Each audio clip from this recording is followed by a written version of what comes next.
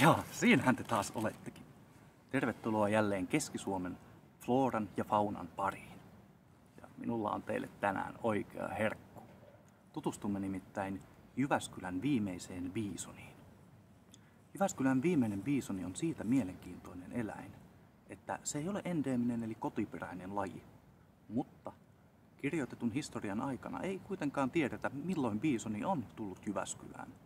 Samasta syystä ei tiedetä myöskään alkuperäistä syytä, miksi biisoni majoittui tänne Keski-Suomen metsiin. Tutkijat kuitenkin arvelevat, ehkäpä hyvästä syystäkin, että Keski-Suomessa ruoho on vihreämpää kuin aidan toisella puolella.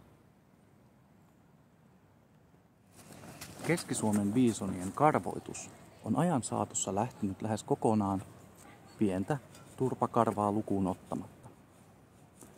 Kuten voimme havaita, myöskin sen väritys on muuttunut hyvin huomiota herättäväksi. Tämä johtuu siitä, että Keski-Suomen biisoni yritti alun perin sulautua paikalliseen populaatioon, mutta otti tämän sulautumisen hiukan liian vakavasti. Nyt biisoni ei pysty enää sulautumaan yhteenkään muuhun populaatioon, joten se on muodostunut aivan oman kantansa. Tässä näemme, kuinka biisoni, tunnettu yöeläin, joka rakastaa kaupungin värivaloja, purkaa paineitaan myös päivisin paikallisella liikuntatelineillä.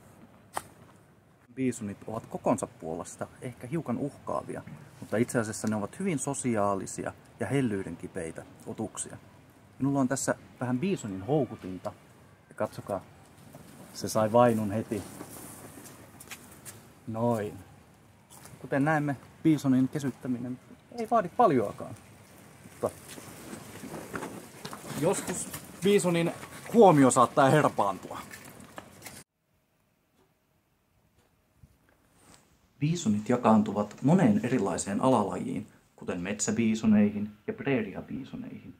Mutta nimenomaan tämä järjestöbiisoni, latinankielisellä nimeltään bison sativa, on ollut jo pitkän ajan humanistien palvonnan ja uhrilahjojen kohteena, kuten tästä vanhasta reliikistä voimme nähdä.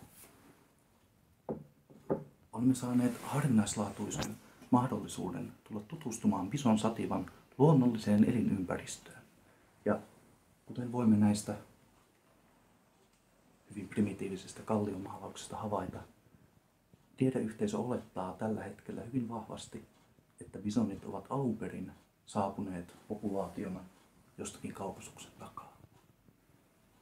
Tässä meillä on nukkuva biisoni. Toisin kuin Jyväskylän monet muut isot eläimet, biisoni on hyvin lempeä otus ja jalo otus. Voimme herättää hänet luonnosta löytyvällä nesteellä. Katsoa, mitä tapahtuu.